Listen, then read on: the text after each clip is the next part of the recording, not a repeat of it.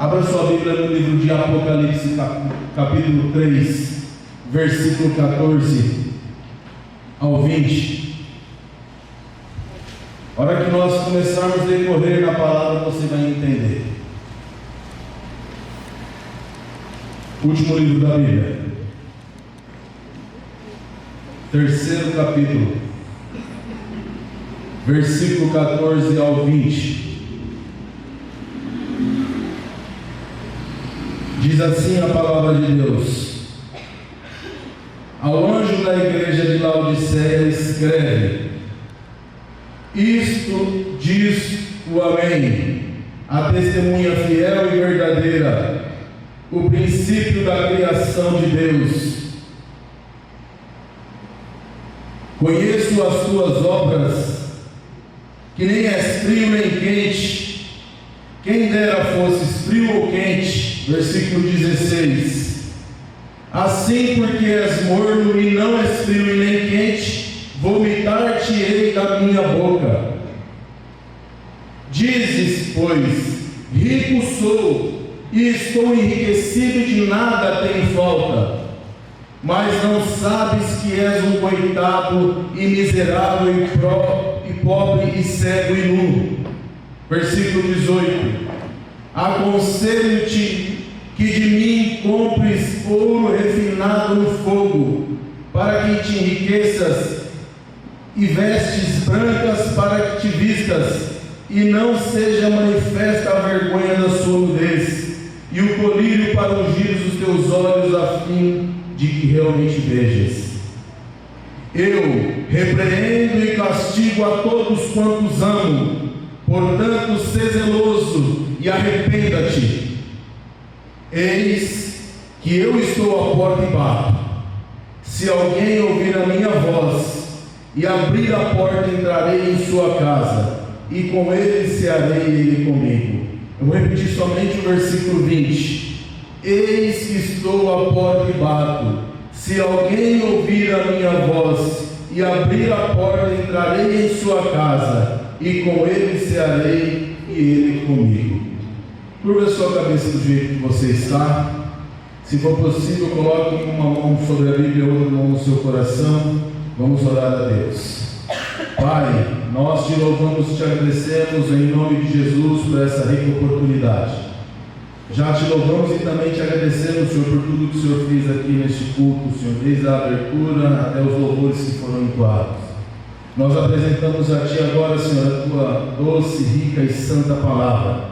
Pedimos, Senhor, para que o Senhor venha falar com a Tua igreja que necessita Te ouvir, que necessita, Senhor, se alimentar do pão, Papai, do alimento celestial. Usa a minha boca, Senhor, como boca de um profeta aqui nesta noite. E que eu vier falar aqui, Senhor, seja para engrandecer, glorificar e exaltar o Teu santo nome.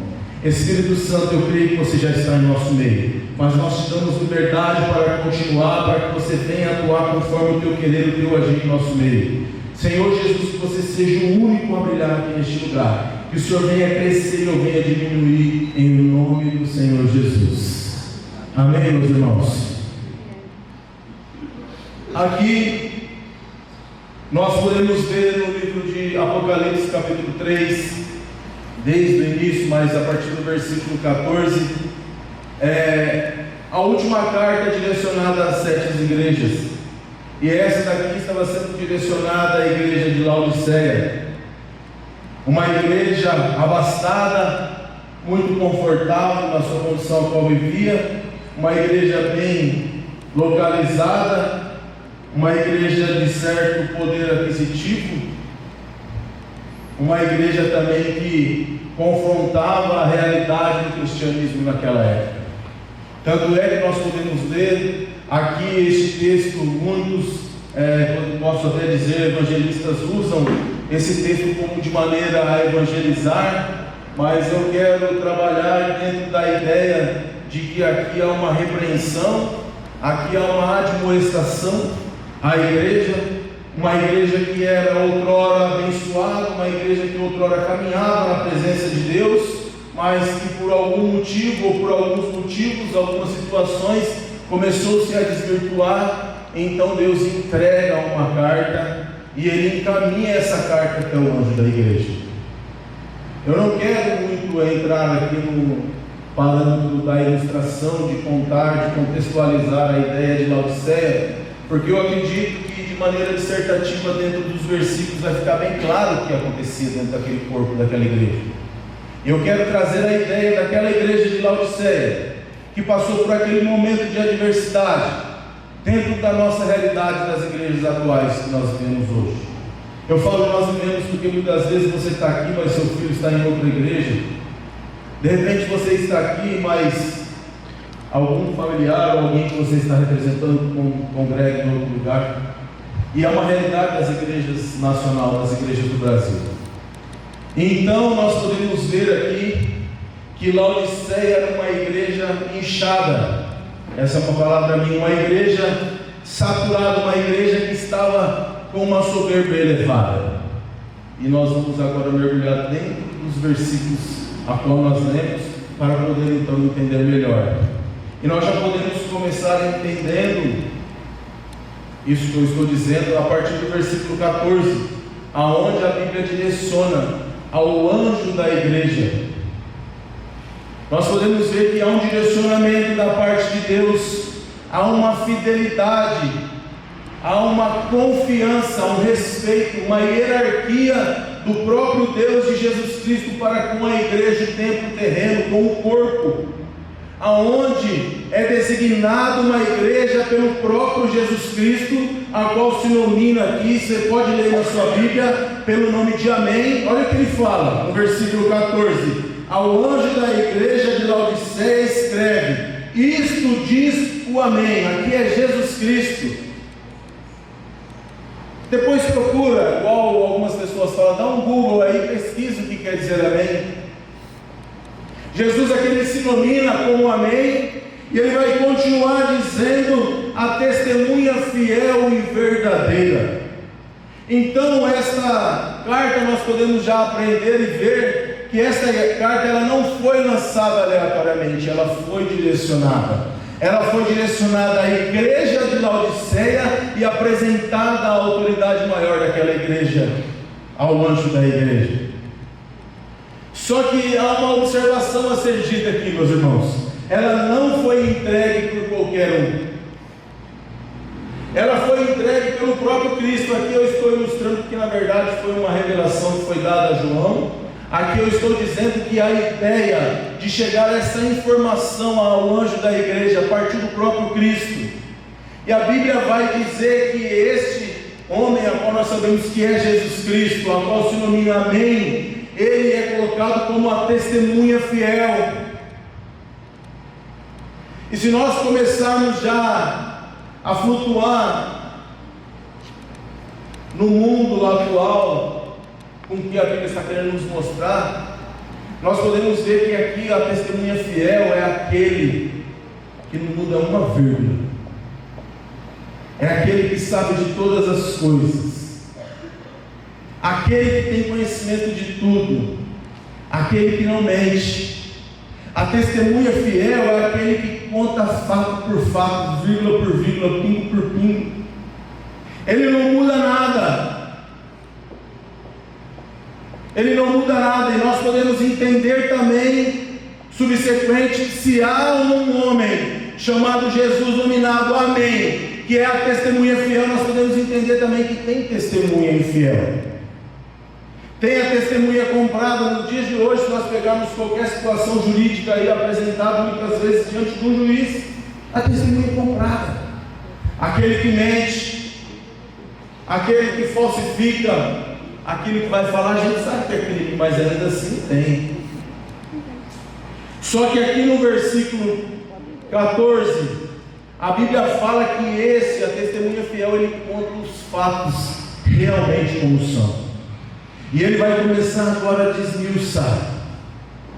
Ele vai começar a falar agora a partir do versículo 15. E eu quero falar o versículo e entrar dentro da ilustração, dentro do ponto, dentro da reflexão para a igreja, de que ele diz assim: conheço as tuas obras. Olha só, nós podemos ver duas situações muito claras aqui. podemos ver duas situações muito claras. Conheço. Nós conseguimos entender que está totalmente relacionado ao fato de ter ciência. As tuas obras estão no plural.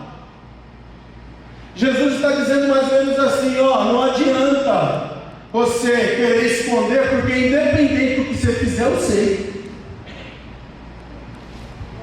Eu sei tanto das coisas boas que você tem feito, quanto das coisas ruins que você tem feito.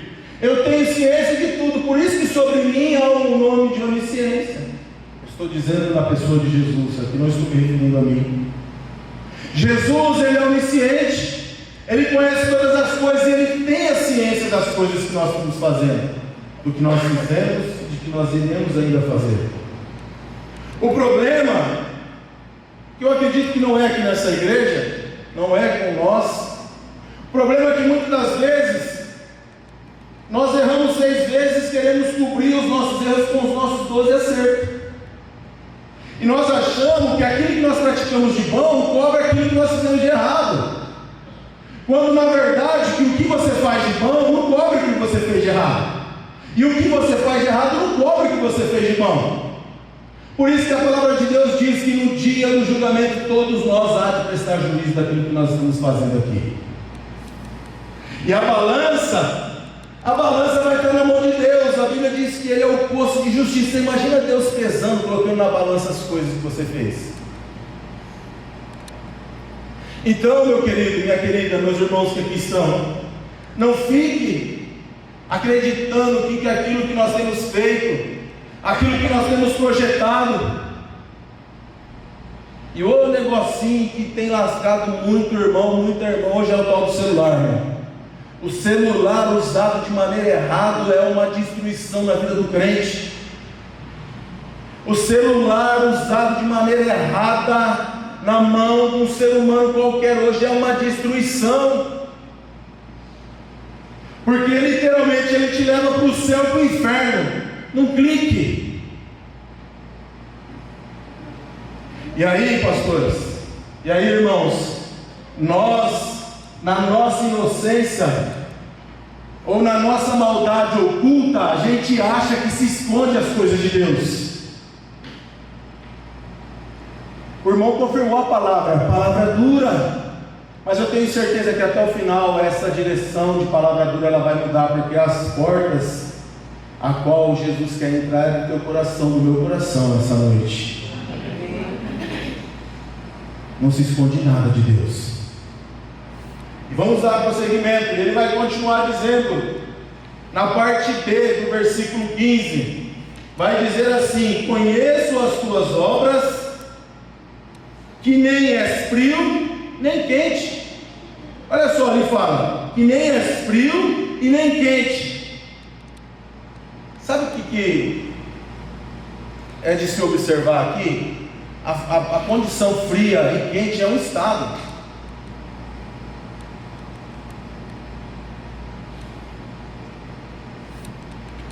Vamos trazer para o nosso, vamos falar na nossa língua que fica mais fácil. Está dizendo mais ou menos assim, irmãos, você ainda não se decidiu o que você quer para a sua vida. Você não é frio e você não é quente. Você não se decidiu o que você quer. Hoje está, amanhã não está. Hoje vai, amanhã não vai. Hoje canta louvor, amanhã música do mundo. Hoje não bebe, amanhã bebe. Hoje não fuma, amanhã fumou, irmão. Não estou tacando pedra em ninguém aqui não. É a palavra. Vai brigar? Briga com a palavra. É a palavra de Deus. Nós estamos vivendo, querido, eu vou continuar falando aqui no púlpito quando me derem a oportunidade. Nós estamos vivendo dias difíceis na face dessa terra, e tem gente insistindo em brincar com a palavra de Deus. Uma vez o pastor Lucas, logo no começo da chamada aqui nessa igreja, ele pregou: pode ser que Jesus Cristo volte para você, hora que você sair lá fora e morrer. Tem gente achando que vai contemplar a glória de Jesus, amém. Se ele voltar, amém. Mas se você morrer também, Jesus voltou para você. E a sua vida, como está? A ideia aqui, irmão, não é envergonhar ninguém. A ideia é para que a sua vida posterior seja melhor que a sua vida regressa.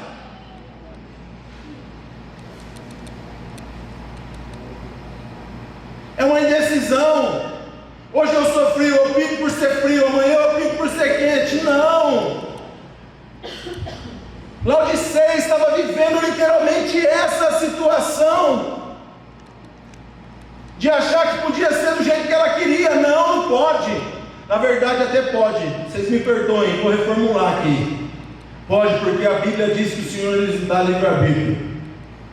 Paulo mesmo fala: todas as coisas me são lícitas, vírgula, mas não convém que eu pratique todas elas. Quer fazer, faz, mas depois vai ter consequência. Mas depois não vem chorar o leite derramado. Nós temos que começar a se atentar para a dura realidade que vivemos, onde muitas das vezes as coisas não mudam em nossa volta por conta das nossas próprias ações erradas. Fica errando, e olha, a vida não muda, o irmão mudou, a irmã mudou, o irmão comprou carro, comprou casa, está pregando, está cantando, e eu estou aqui na mesma vida. Se for por desejo do teu coração, amém, mas dentro do teu coração fumega o desejo de ser, de fazer, e nada acontece. Rever o seu conceito, rever o seu conceito. Sabe o que eu consigo imaginar aqui? Que quando você não é crente, melhor, quando você não é quente e nem frio, você é morno. Óbvio, né? É uma mistura. Sabe o que a palavra de Deus diz? Que nós devemos agradar a Deus e desagradar ao diabo. Ou há de se agradar a um e desagradar ao outro, porque não tem como. Em outra passagem vai dizer que quando você chega no manancial e encontra água lá, não tem como a água ser salubre e água potável, não tem como as duas coisas ao mesmo tempo. Você tem que decidir. Eu gostaria que você decidisse pelo que é certo. Eu gostaria que você se decidisse pelas coisas do alto, do reino. Irmão, mas é difícil, mas continua tentando, almeja a mudança, começa a analisar se está tendo realmente uma prática física da tua parte.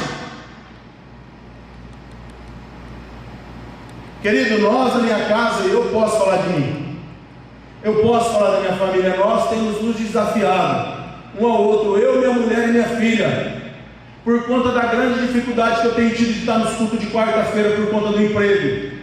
Eu pedi para Deus, fiz um desafio com o pastor Lucas, foi por águas abaixo, de que eu estaria nos cultos e bababá, e não aconteceu. Eu pedi uma estratégia para Deus, falei assim: Senhor, dá uma estratégia, porque isso não é legal, eu não quero ficar nessa mesmice. Aí Deus deu uma direção para mim, eu falei: mas confirma, igual eu falei no começo do culto. Deus confirmou no coração da minha mulher. Ainda não, queridos, mas se Deus preparar, vai ser aberto para mais pessoas. Mas a gente tem toda quinta-feira feito um culto familiar na minha casa. Um dia eu prego, na outra semana minha mulher prega, na outra semana minha filha prega. Já tem acho que uns 2 meses que a gente está nessa vida.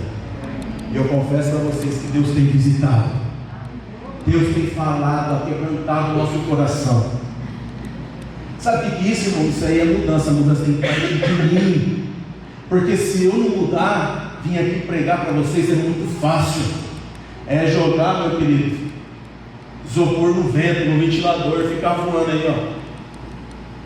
Eu desafio vocês, irmãos. Eu estava ali enquanto o irmão ministrava, eu ia falar no começo da abertura do culto, mas eu senti, vou falar agora. Eu queria desafiar vocês, fazer a diferença. Há 98, eu não lembro a data agora, eu teria que olhar lá onde eu marquei. Um jovem me evangelizou e me ganhou para Jesus. De lá para cá minha vida nunca mais foi a mesma. Eu desafio vocês que estão aqui fazer a diferença na vida de alguém, trazer uma pessoa, se for da vontade de Deus, para essa igreja, ou ganhar ela para Jesus. Porque eu vejo o trabalho árduo que o pastor Carlos faz aqui nessa igreja, e nós muitas das vezes não compramos a ideia. Está aí um desafio feito daqui no dia de evangelizar no bairro do domingo. Vamos ver quantas pessoas vai vir. Sabe por quê, querido?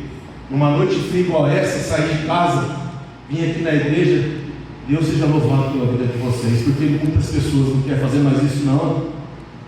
A gente quer clicar no YouTube, quer clicar no Netflix e ficar lá comendo pipoca, tomando chocolate quente e falando mal da vida das pessoas, ou olhando fofoca na internet. É isso que nós queremos. É isso, mas eu vou entrar dentro do corpo da mensagem para não desvirtuar. E vai continuar dizendo assim, nesse mesmo versículo, versículo 15: nem é frio nem quente, e eu defini como uma mistura. Muitas das vezes o que nos causa essa condição de mornidão é a permissão daquilo que não provém de Deus em nossas vidas, quando na verdade nós temos que nos blindar das coisas do mundo, quando na verdade nós temos que fugir daquilo que aparenta maldade contra nós na vida espiritual e na vida física, e nós não fazemos força nenhuma. O que eu quero falar de mim agora, irmãos? Sabe o que eu vejo, meus irmãos? Como eu já disse que são tempos difíceis, eu entendo que é um tempo de nós se humilharmos debaixo da potente mão de Deus. É um tempo de nós se achegarmos a Deus. Irmãos, olha a dimensão da realidade das coisas que está acontecendo a nível mundial. Tem pessoa que o mundo está caindo e acha que não está acontecendo nada. Nós temos que nos humilhar debaixo da potente mão do Senhor. Nós temos que se achegar ao Senhor. Nós temos que se aproximar ainda mais do Senhor, para aqueles que já acreditam estar próximo de Deus. Nós temos que se aproximar, eu vou dizer mais ainda.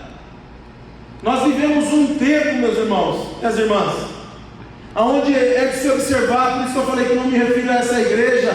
Nós vivemos um tempo onde nós podemos perceber uma igreja doente, uma igreja com muita prática do mundo.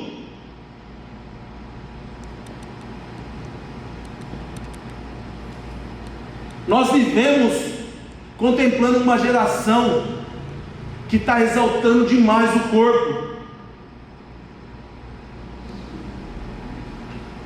Presta atenção no que eu vou dizer aqui. Nós vivemos num tempo onde nós podemos observar uma adoração, ou melhor dizer, eu vou mudar a expressão aqui, uma geração que tem cultuado demais o corpo. O homem quer ter um corpo malhado, definido, cheio de tatuagem, brinco, barbinha. Não tem nada contra não, irmão. Se você é bonito, Deus seja louvado pela sua vida. A irmã quer ter pernas grossas, glúteos grandes, para impressionar. Aí eu digo para você, se for para impressionar o teu esposo, se for por um motivo de saúde, amém, mas se for qualquer coisa relacionada a isso, você homem e você mulher, é pecado. É pecado, porque é uma geração que cultua demais o corpo e não prepara a alma. Uma geração que tem cultuado demais o corpo, mas não tem preparado a alma.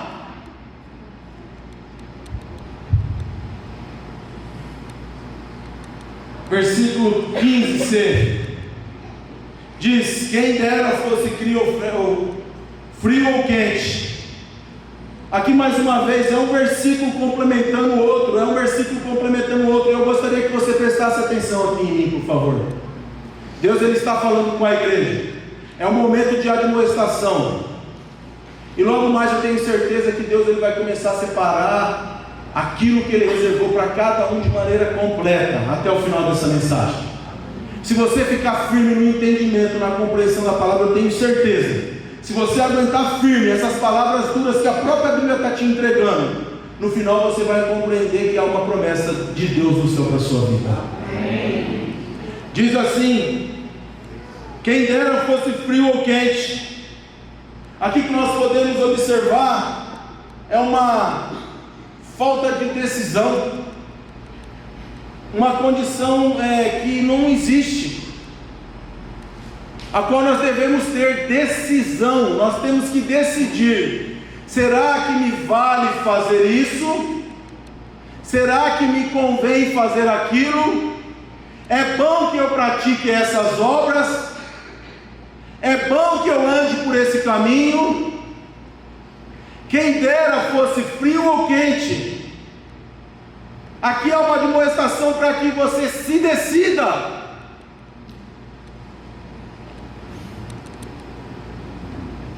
Sabe por que nós temos que ser decididos? Porque a decisão que você tomar, certo? A decisão que você tomar vai direcionar para onde você vai. A decisão que você tomar, do que você quer e do que você é. Você pode ser do gênero que você quiser. Vocês sabem que eu sou limitado a falar algumas coisas aqui. Você pode até ser, eu digo para você, a porta está aberta para esse público aqui, jamais vai ser fechada. E nós estamos de braços abertos para receber. Mas eu quero dizer para você, que a decisão que você tomar, daquilo que você quer e daquilo que você é, vai direcionar para onde você vai. Porque os quentes vão para o lugar dos quentes, e os frios vão para o lugar dos frios. Eu estou falando entre linhas aqui porque eu sou limitado a falar. Eu não quero trazer problema para a liderança da igreja, até porque eu acredito que está sendo gravado. Mas eu quero enfatizar e vou afirmar: a decisão que você tomar, ou você tem que tomar, pensado em tomar daquilo que você quer e daquilo que você é, vai dizer claramente para onde você vai. Ou se é para o céu ou se é para o inferno. Decida. Decida. A decisão é individual. Sou casado com a Cíntia, mas se ela optar em querer sair da presença de Deus, amém. Eu gostaria que ela permanecesse comigo. Não estou dizendo que ela vai, estou ilustrando aqui, para dizer que a decisão é individual. Mas você tem que ser decidido. A palavra que Deus está querendo aqui nos trazer, na verdade não, a palavra que Deus está trazendo para nós aqui essa noite, é uma palavra de confronto, para relutar dentro de nós o desejo de permanecer naquilo que é certo. Seja na igreja, pós-igreja, na casa, após casa, no serviço, por que eu estou ilustrando com essa condição pós? Porque tem pessoas que só é cristão dentro da igreja. Por isso que tem aquela historinha que tem gente que quer morar dentro da igreja, porque dentro da igreja as famílias são perfeitas, os maridos são perfeitos, as mulheres. Nós temos que ser cristão lá fora. Versículo 16. E eu estou correndo de propósito aqui, irmãos, para chegar numa parte mais, vamos dizer assim, amorosa, amigável para a igreja. Versículo 16 diz: assim porque és morno, 16 a parte A, assim porque és morno, não é frio e nem quente. Olha só, está dizendo, Jesus está dizendo assim: pelo fato de você não ser nem frio, nem quente e ser morno, pela sua indecisão, está gerando uma ação em mim. Jesus está dizendo: pelo fato de você não ser nem um nem outro, eu estou entrando em ação. Está sendo gerada uma ação em mim, e a ação está sendo construída aqui. Logo mais você vai ver qual vai ser essa ação. Jesus está dizendo assim: pelo fato de você ser indeciso, não saber o que quer para a sua própria vida, não saber o que você quer para a sua família, você é morno. Não sou eu que estou dizendo, é a palavra de Deus. Aí você faz o seu próprio julgamento. Você, na sua cabeça, na sua faculdade mental, faz o seu próprio julgamento. Se você é quente, se você é frio, se você é morno.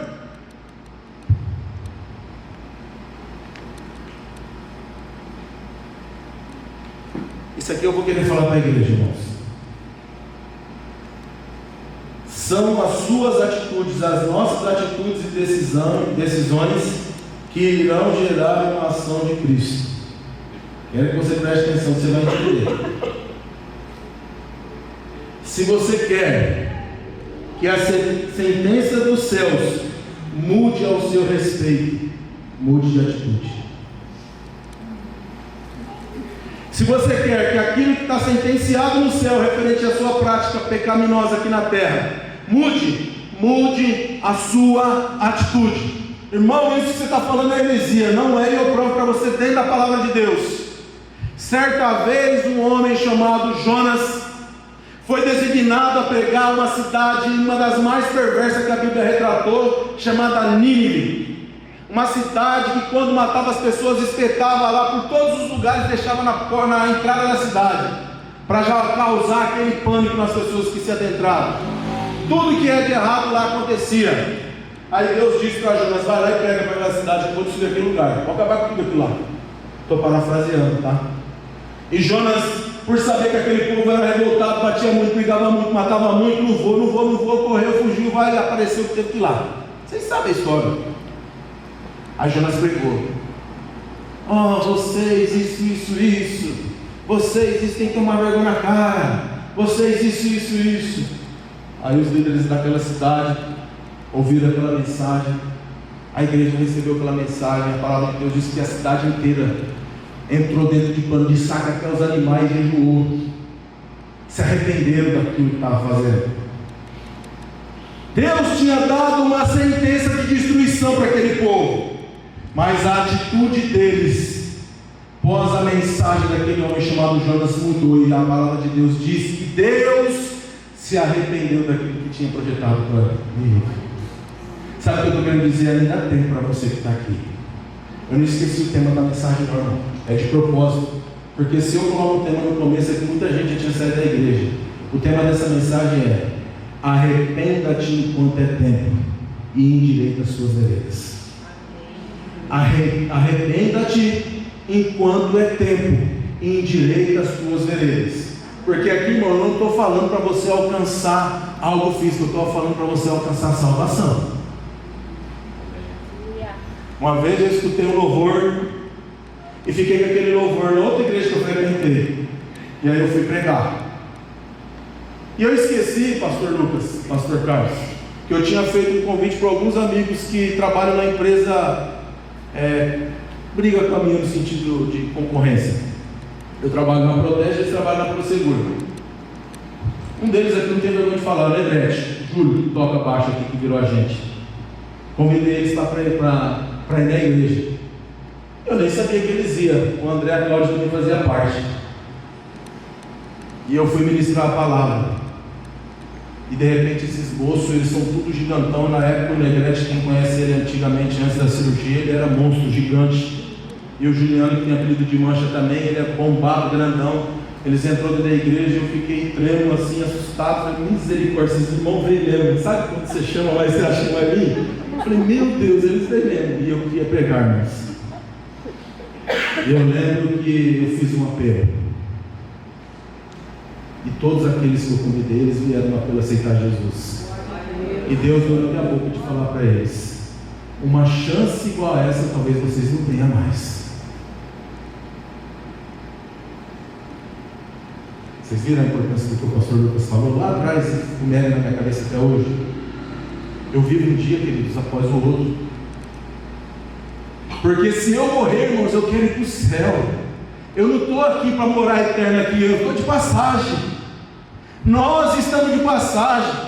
E seria de muita alegria eu chegar no céu e olhar esses rostinhos que aqui estão, contemplar eles, e lá nós fizemos uma nova festa. Olhar para minha mulher, ainda que lá não me recorde que ela foi minha mulher, minha filha, mas sabendo que pessoas que foram importantes para mim aqui na terra vai estar lá no céu comigo, de que Jesus vai me receber. Você tem noção desse paradoxo? Você tem noção? Isso é maravilhoso, isso é lindo. Nós não estamos aqui para viver eternamente nessa terra, nós estamos aqui de passagem para Canaã celestial. Amém. Com quem que eu vou encontrar? Diz amém, em nome de Jesus. Amém. Glória a Deus. Glória a Deus. Eu vou dar seguimento na palavra. Vou dar seguimento na palavra. No versículo 16b, a palavra agora começa a ficar, desculpa a expressão gostosa, a palavra começa a ficar mais light. Versículo 16b diz: vomitar-te-ei.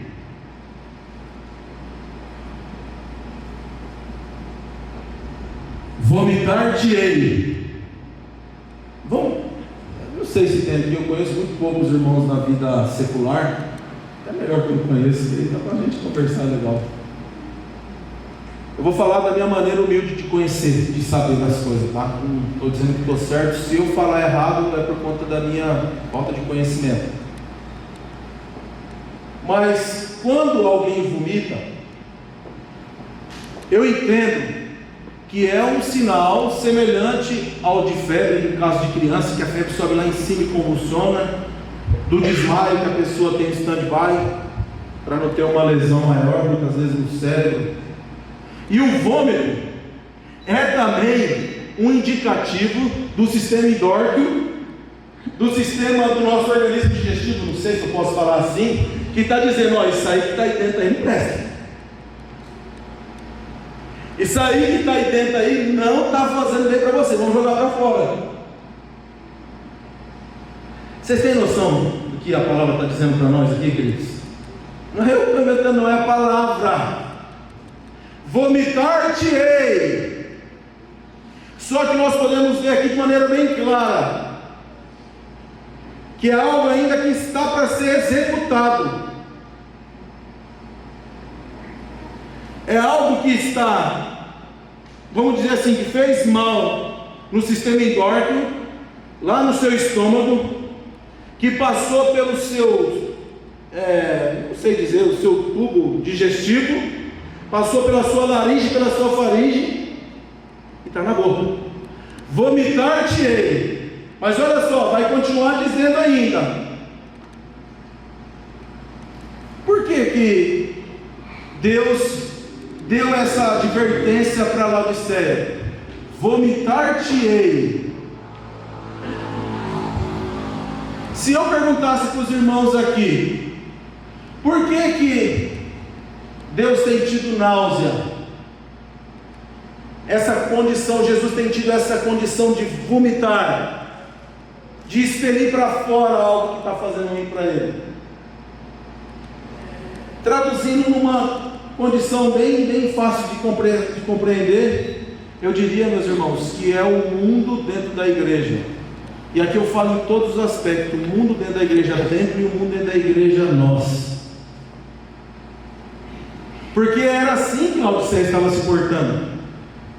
As ações a qual ela estava praticando estava desagradando tanto a Deus ao ponto dele desejar vomitar para fora. E aquilo que eu disse, a gente só vomita aquilo que não está fazendo bem para nós, aquilo que muitas das vezes, me perdoa a palavra, está podre, estragado, não está fazendo nada de bem, ou às vezes o nosso próprio organismo entende que não vai conseguir tirar nada de nutritivo daquilo. Só que olha o que vai dizer no versículo posterior, versículo 16c: vomitar-te-ei da minha boca. A gente bem entende que o vômito vem do estômago, eu acabei de falar, não vem da boca, sai pela boca. E se você pegar vomitar-te-ei da minha boca, você consegue observar aqui uma junção de palavras no futuro indicativo, algo que vai acontecer, algo que não ocorreu, mas que está sendo projetado em acontecer. Vomitar-te-ei da minha boca. E olha o que Deus deu no meu coração para colocar para a igreja: o vômito não vem da boca, e sim do estômago. Quando ele fala da minha boca, é porque já saiu do estômago, passou pelo tubo digestivo, por todo esse lugar que eu falei, está projetado a ser lançado para fora. Sabe o que é fácil de entender aqui, irmãos? Que Jesus está dando uma chance ainda, ele não fez. Por isso que eu falei que a palavra começa a ficar boa. Jesus está olhando para nós, contemplando nós lá no céu, e ele está dizendo assim: Leandro, o que você está fazendo não está certo, mas muda, que ainda tem um jeito para você. Cíntia, o que você está pensando em fazer não é certo, mas se você mudar, ainda tem jeito para você, tem jeito para a sua casa, tem jeito para a sua família, tem jeito no seu serviço, tem jeito no seu chamado. O Senhor, Ele está dando uma chance. O Senhor, Ele está dizendo: eu não fiz, mas se você mudar, eu mudo. Se você fizer, eu faço. Olha o que eu estou dizendo, querido. O Senhor está dizendo para mim e para você aqui essa noite: se você mudar, eu abro porta. Se você mudar, eu crio situação. Se você mudar, eu levanto aquele que está caído. Se você mudar, eu trago para dentro da igreja. Se você mudar, eu reato o casamento. Se você mudar, eu faço o que for ao seu favor, mas eu preciso que você mude. Lembra do louvor? Você está disposto a fazer algo maior do que você tem feito? De mais importância do que você tem feito para Deus, não para mim, para mudar essa vida que você tem praticado? E não adianta não, irmão, ficar olhando para baixo, olhando para o céu, olhando para mim, olhando para os lados, achando que não é você, porque no oculto da palavra, eu quero dizer, quando você ouve a palavra e lá no seu oculto, você sabe das coisas que você tem praticado. Tem gente, irmãos, que quando sai da igreja, tem um pecadinho de humilhação, de estimação, carrega para todo lado. Parece um chaveirinho que anda no bolso assim, ó. A palavra de Deus está falando. Eu tenho certeza que se não fosse assim, Deus não estava dando para falar essas coisas. Mas ainda há tempo de mudança, ainda há tempo de coisas boas, de vida nova na presença de Deus. Ainda há tempo de nós fazermos a diferença.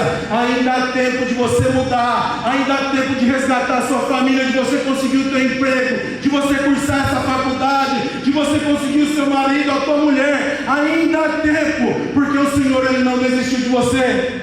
Amém. Porque você não foi lançado para fora ainda. O inimigo ainda não tem controle da tua vida. O Senhor tem contemplado todas essas adversidades, mas ainda tem falado: Ele é meu, não mexe. Ela é minha, não toca.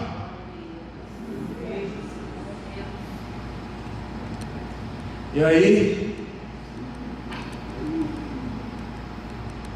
Laodiceia vai dizer assim: rico eu sou. Versículo 17. Rico sou e estou enriquecido, não tem falta de nada. Para mim, está tudo bom. Formalidade total. Tem gente que a palavra está batendo, é igual um apelo. Eu vejo os pastores pregando das igrejas que eu visito, até mesmo aqui dentro, fazendo um apelo, e está ali a palavra falando com o irmão. Não que eu saiba da vida do irmão, mas você percebe que tem alguém que precisa daquela palavra. E aí a palavra falando: irmão, não, essa palavra não é para mim, não, eu não preciso dessas coisas, não. Laodiceia, rico eu sou e estou enriquecido, não tenho falta de nada. Aí o Senhor vai dizer: mal você sabe, você não tem nada, você não é rica. E aqui é uma palavra que eu até desafio os irmãos a pesquisar, porque eu vou usar uma palavra aqui com um teor um pouco forte, mas está na Bíblia, tá, irmãos? Ele vai dizer assim que você é coitado, cego e nu, e algumas versões vai dizer desgraçado, cego e nu. Eu acho que de repente dentro da igreja deve ter alguém que tem essa versão aí, desgraçado. A Bíblia usa essa, a irmã levantou a mão. Aí eu falo para você: quem é desgraçado? Só pode ser desgraçado aquele que já teve a graça. Olha só, só pode ser desgraçado. E aqui eu não estou falando uma palavra do teor ofensivo, eu estou fazendo uma conjectura da leitura da Bíblia, em outra versão. Aquele que já teve a graça. Então Jesus está dizendo assim: Laodiceia, você já teve a graça, mas hoje você perdeu a graça. Você perdeu a graça. E a sua vergonha, meus olhos, ela é tão grande que eu vejo você como um corpo nu, uma vergonha. Sentido de vergonha. A nudez aqui é uma exposição da vergonha que a Laodiceia causava para Deus.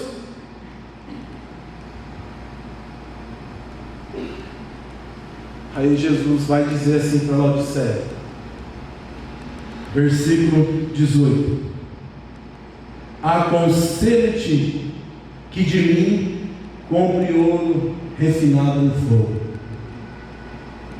E aí vai falar todo o versículo aí, eu não vou ler não, de propósito. Aconselho que de mim compre ouro refinado no fogo. Aqui é o inverso do versículo anterior. Jesus está dizendo assim: sabe tudo que você possui? Esse brasão, essa vida que você possui, essa casa grande, esse carrão, serviço bom, essa mulherzona, esse homenzão, esses status que você leva. Quero dizer uma coisa para você, querido: se não tiver Deus, você não tem nada. Não tem nada. Maldito o homem que sou. Porque, meus irmãos, a nossa vida só faz sentido se Deus viver junto conosco, se Deus habitar no nosso coração, se realmente quando você acorda, você ora e apresenta para Deus aquela oportunidade de vida, dizendo: Senhor, faça da minha vida esse dia diferente do que foi ontem, faça de mim um instrumento, Senhor, um instrumento na tua mão. Porque tudo que nós possuímos de bens materiais, ou tudo aquilo que nós somos aos olhos das pessoas, não quer dizer nada para Deus, não significa nada para Deus. E aqui Laodiceia estava sendo admoestada ao ponto de dizer: compre ouro refinado. E eu poderia até usar esse versículo aqui fora de contexto, mas eu só vou fazer um comentário dele. Ele está dizendo: compre ouro refinado. Se nós fôssemos olhar na expressão compre, está relacionado a pagar preço, algo que está colocado como preço, tem que ser feito, pagar alguma coisa. E pagar preço no sentido literal seria: de que preço nós temos pago para ter uma vida na presença de Deus? Isso está totalmente fora de contexto, mas eu gostaria de pelo menos trazer para vocês ter uma outra ideia. Compre ouro refinado no fogo. E eu sei que muitos irmãos, de repente os que estão aqui dentro da igreja, esses eu tenho certeza que estão, são irmãos que têm vivido uma vida no fogo, uma vida de dificuldade, mas ainda assim têm sido fiel a Deus. Deus abençoe a sua vida, continua firme, porque é o título dos pastores aqui da igreja: vai valer a pena. Vai valer a pena. Você tem passado dias maus, mas tem se mantido de pé, não tem envergonhado o nome de Deus, não tem desviado nem para a esquerda nem para a direita, tem se mantido ali na presença de Deus. E eu quero deixar uma palavra de Deus para a sua vida: vai valer a pena. Vai valer a pena. Deus está no controle da tua vida. Deus está cuidando de todas as coisas. Deus está abrindo a porta. Olha, entenda bem, uma palavra correlacionada com o texto: Deus está abrindo a porta. Eu não sei qual é a sua projeção que você trouxe aqui para Deus essa noite, mas Deus está dizendo muito forte no meu coração. Alguém que estava buscando uma porta aberta, que Deus está dizendo que essa porta está sendo aberta nessa hora. Deus está abrindo uma porta aqui. E não é a porta da vergonha, não, é a porta da alegria. É a porta da alegria. Oh glória, Deus está mostrando para mim uma porta grande aberta, irmãos. Aleluia! Deus está dizendo que portas estão sendo abertas. Portas estão sendo abertas. Que a vergonha está cessando na tua casa. A vergonha está cessando na tua família. A vergonha está cessando na tua história. Os grilhões estão sendo quebrados. O laço do passarinheiro está sendo destruído. Deus, Ele está pegando de novo a rede da sua vida e dizendo: me siga, vem comigo, que você vai ter condição sim de viver uma nova etapa na sua vida. Aleluia, glorifica a Deus, glória a Deus, glória a Deus.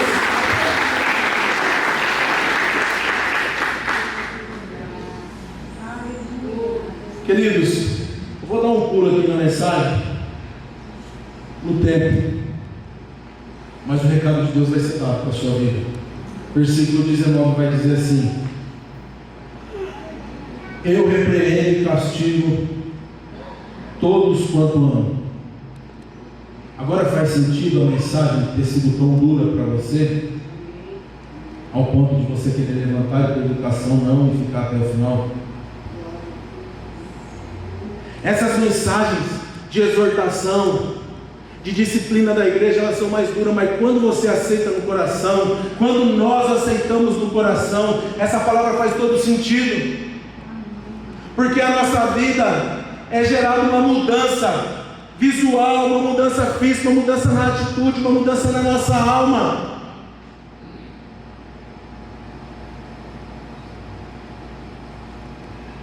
Tem aquela expressão que se corrige a quem ama.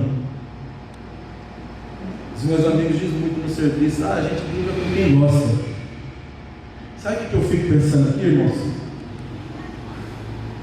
Eu vejo o pastor com a filhinha dele, os irmãos aqui, ó, com crianças e outros mais aí com os seus filhos.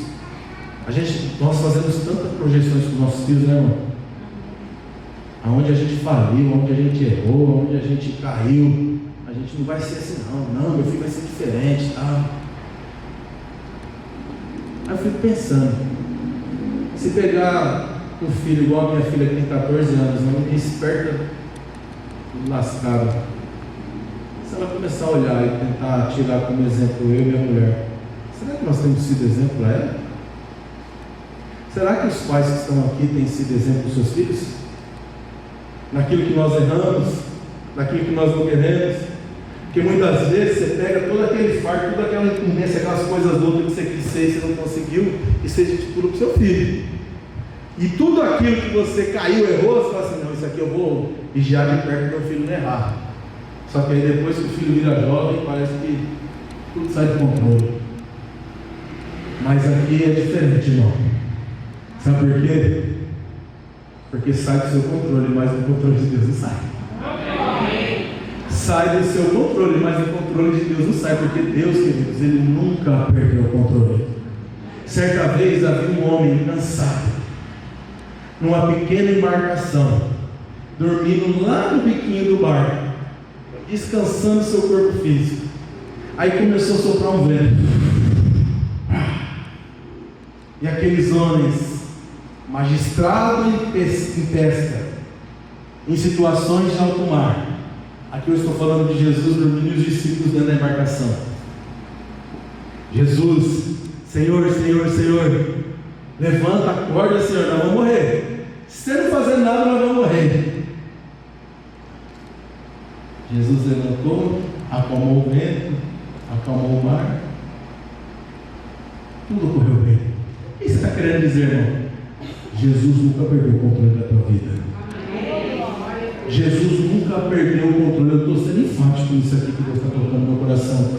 Deus está no controle, ainda que os seus olhos carnais não estejam vendo no mundo espiritual. É só uma questão de dias para você contemplar a glória de Deus. Mas, irmãos, marca o que eu vou dizer para você: Deus não perdeu o controle da tua vida, e Deus vai mostrar para algumas pessoas aqui que Ele não perdeu o controle, e vai permitir você ver que Ele está no controle da situação. Algo que não acontecia, observa, algo que não acontecia vai acontecer, e você vai glorificar o nome do Senhor Jesus. Marca o que eu estou dizendo para você. Eu estou dizendo aqui, meus irmãos, movido pelo Espírito. Isso aqui não estava nessa folha aqui para ministrar para a igreja, mas o controle de todas as coisas é só Ele que tem. Se coloque em pé, por gentileza.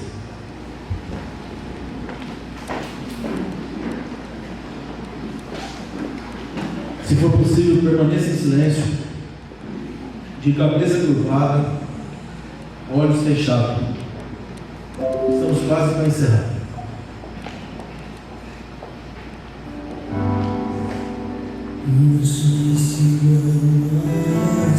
Sabe o que eu fico pensando, irmãos? O que seria melhor para nós? Sermos repreendidos, admoestados, corrigidos por Deus e herdar o reino dos céus, ter uma mudança na vida, uma conversão e herdar o reino dos céus? Ou viver essa vida toda torta e ir para o inferno? Faça uma reflexão, você. Vê o que vale a pena para você, vê o que é certo no seu conceito, na sua interpretação de ver a vida. Qual seria a melhor decisão, a decisão mais sensata para você tomar? Lembrando que você está representando outras pessoas. Só que lá no versículo 19, parte final e 20, a palavra de Deus vai dizer assim: portanto, seja zeloso e arrependa-te. E quando Deus me fez fazer essa leitura, eu fiz um questionamento para Deus: mas por que o Senhor faz essa indagação? Seja zeloso e arrependa-te. Aí o Senhor foi bem claro dizer no meu coração: eis que estou à porta e bato. Eis que estou à porta e bato. Observe, meu irmão, observe, minha irmã. A palavra de Deus diz que Ele está à porta, bate e chama, e aquele que abrir a porta, Ele entrará e ceará. E eu falei assim: Senhor, como seria essa situação? Me faz entender melhor, eu queria ter uma ideia. Aí eu fiquei olhando, eu chamando minha esposa: sim, e não fazia muito sentido. Aí a mensagem começou a fazer sentido no momento que eu juntei as duas coisas: eis que estou à porta, bato e chamo aquele que abrir a porta. Aí eu comecei, dentro de mim, meu querido, em nenhum momento eu fiz isso fisicamente. Cíntia, é de se observar a necessidade da pessoa que está dentro de abrir a porta, e também a necessidade de nós entendermos de que Jesus, Ele bate, chama, mas em nenhum momento Ele força a entrada. E aqui eu quero fazer o último comentário desse texto profundo, maravilhoso. Sabe o que Jesus está dizendo para mim e para você aqui, irmão? Irmão, a minha parte é bater e chamar. A parte de abrir compete a você. A minha parte é bater e chamar. A parte de abrir compete a você.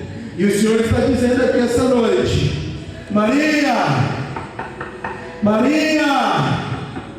João, abre a porta. A parte de abrir compete a você. Compete a você abrir a porta. Compete a você permitir que o Senhor Ele entre no seu coração. Compete a você permitir que o Senhor Ele tome as rédeas da sua vida, que Ele guie o seu caminho para uma caminhada nova, diferente, em direita.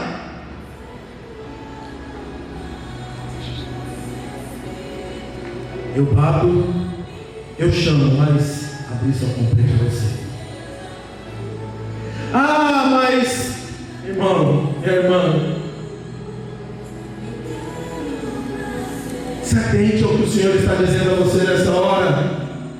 O Senhor está dizendo a você: abra a porta, permite eu entrar. Ah, mas está tão bom viver essa vida que eu estou vivendo. Mas o Senhor está dizendo: permita que eu entre. E aí eu faço um desafio a você que está aqui essa noite: permita ao Senhor entrar na sua vida. Permita ao Senhor entrar na tua casa. Abra a porta do teu coração. Abra, sabe por quê? Porque se você abrir, Ele vai entrar, Ele vai beber, Ele vai comer, Ele vai permanecer e Ele vai fazer morada dentro de você. Permita que o Senhor Ele entre dentro do teu coração. Independente da palavra ter sido dura, mas no final ela fazer já sentido para você, com a sua cabeça curvada, com os seus olhos fechados, mão no coração. Eu quero fazer aqui um apelo a você que de repente não te conhece, que não aceitou a Jesus como Senhor e Salvador da tua vida. Se você tem esse desejo de mudar a tua vida, ou melhor, de permitir que o Senhor possa mudar a tua vida, de escrever uma história nova. Eu gostaria que você levantasse a sua mão. Não quero te constranger, por isso que eu estou pedindo para a igreja ficar em oração. Pode deixar a canção de fundo, irmão. Se tem alguém aqui que quer mudar a trajetória da vida no sentido das coisas que está fazendo, mas eu não quero mais, eu quero mudar, irmão, eu quero ter essa atitude de mudar. Eu gostaria que você levantasse a sua mão. Se for uma irmã, amém, levanta a mão. Se tem alguém, levanta a mão. Demais, eu gostaria que fechasse os olhos e receba a palavra de Deus. Eu quero dizer para você que uma chance igual a essa pode ser que você não tenha. Que você possa ter um entendimento de que você precisa fazer algo novo para a sua própria vida. Deus, nós te louvamos e te damos graças, Senhor. Nós te agradecemos, Senhor, porque muitas das vezes nos falta compreensão para entender tudo aquilo que o Senhor tem reservado para nós. E juntamente com essa falta de compreensão, Senhor, vem a falta de atitude. Muitas das vezes nós não mudamos, Senhor, a nossa postura, as nossas ações, porque não compreendemos bem aquilo que está proposto.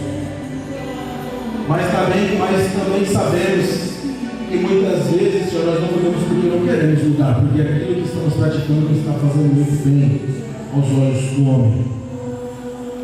Mas ainda assim, Senhor, eu te apresento todas essas pessoas que aqui estão.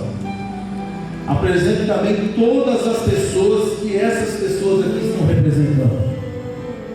Que o Senhor possa atuar no coração de cada uma, operando os teus sinais, os teus prodígios.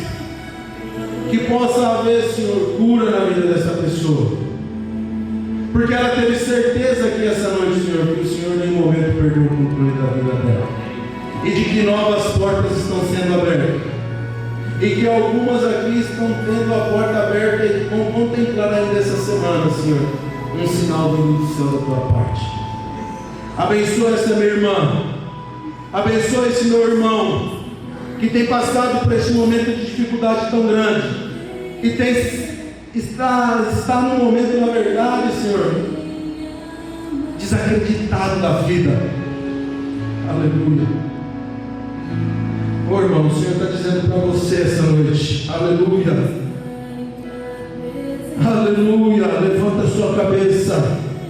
Você é importante para mim, você é importante para mim. Eu te amo, o Senhor está dizendo. Eu não perdi o controle da tua casa, eu não perdi o controle da vida do teu filho, eu não perdi o controle da vida do teu esposo. Eu estou no controle da tua casa, da tua vida. E eis que essa semana ainda eu te envio um sinal do céu para que você contemple a minha glória na tua vida e na tua casa. Não sou de fazer essas coisas, irmãos. Dessa maneira não. Que toda a honra, que toda a glória, que todo o louvor, que toda exaltação seja direcionada a Deus. E a igreja que entendeu diz amém.